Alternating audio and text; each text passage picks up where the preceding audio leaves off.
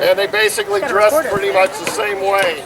They were all the troops that went away from France.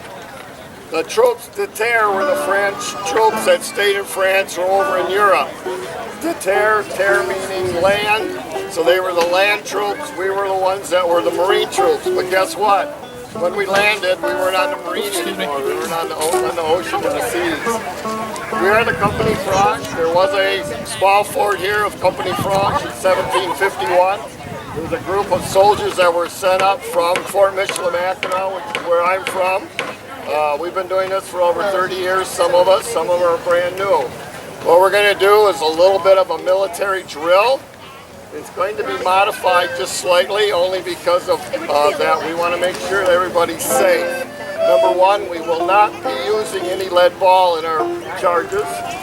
They kind of frown on their $20 million renovation of the house over here, so we don't want to put any holes in it, so we don't want that to happen. What we're going to do is fire at least 2 volleys. What you have to remember is that the enemy's standing across from you. A lot of people thought that was pretty weird, but if you were over in France or England or Europe, there was a lot of fields. There wasn't a lot of woods like you were here.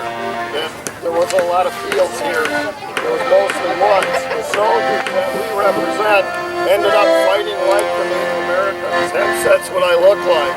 Because I bought Indian moccasins and Indian leggings and trade shirts. When our uniforms and that wore out, a lot of times after the war, 1754, after the war started, we didn't get a lot of uniforms. So we're actually well uniformed here. What we tried to do was get 3 shots off in a minute, which actually was achieved. It was achieved by the use of what's called a paper cartridge. The French called it a cartouche. It's a rolled up piece of paper with a lead ball in it. What you had to do is pull it to safety your half cock, which exposes the pan. You rip it open with your teeth. You pour a little bit of powder in the pan. You close what's called the battery. You would put the powder, lead ball, and paper cartridge down the barrel, and you would take the ramrod out and ram it down. Then you would pull it to full cock. What would happen is a piece of flint would hit a piece of steel, exposing the black powder. That goes off, and then ignites the powder in the barrel, and the ball goes out. You can get 3 shots off in a minute.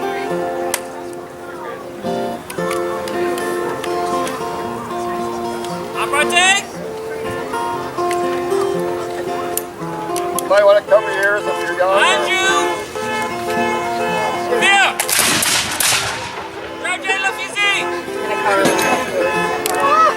We only get one big baby.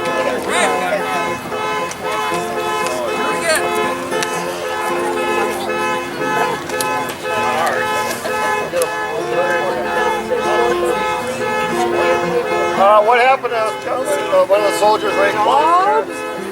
He actually had nothing happen at all.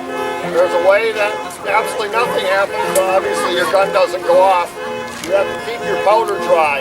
Even on a damp day like today, the black powder will suck up moisture. Oh, I told you this one was bad.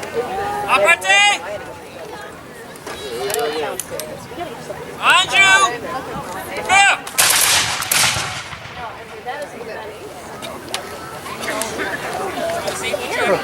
There's 2 ways for a misfire. One, like happened to him, where it just clicked and nothing, no spark lit the black powder. Or you can ignite the powder in what's called the pan. If you ignite the powder in the pan and it doesn't ignite the powder in the touch in the main breech, it's still a misfire, but it looks very impressive. It's called a flash to pan. And of course, everybody knows the 3 parts of a gun, right? You know that this is the lock, this is the flint lock, this is the stock, and this is the barrel. So if you've ever said lock, stock, and barrel, this is what you're referring to. This is the lock, stock, and barrel. And I think I told you this one earlier.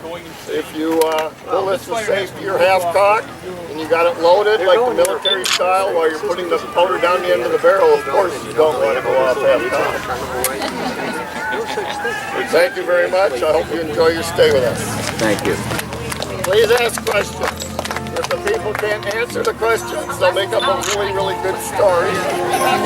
But they will tell you it's a story, okay?